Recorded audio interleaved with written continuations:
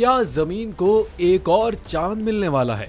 हाल ही में फलकियाती माहिरीन ने जमीन के करीब आने वाले एक नए चांद की निशानदही की है, लेकिन दर हकीकत ये चांद नहीं है बल्कि खला में घूमने वाली एक छोटी चट्टान है जो जमीन की कशिश सकल से खिंचकर इसकी तरफ आ जाएगी, ताहम ये मदार में पूरी गर्दिश नहीं कर पाएगी। माहिरीन ने इस खलाई चट्टान को एस्टेरॉयड 2024 PT5 का नाम दिया है, जो कि 7 अगस्त 2024 को दरियाफ्त हुई है। दरअसल खला में मौजूद इस जैसी चट्टानें जमीन के नजदीकी रास्तों पर दरियाफ्त होती रहती हैं। इस खलाई चट्टान का कतर 33 फीट है। 29 सितंबर से 25 नवंबर तक जमीन के मदार में घूमती नजर आएगी, ताहम ये मदार में मुकम्मल गर्दिश करने की अहल नहीं होगी। जमीन की कशिश से आजाद होकर ये खलाई चट्टान 25 नवंबर को दोबारा सूरज के गिर्द गर्दिश करने लगी।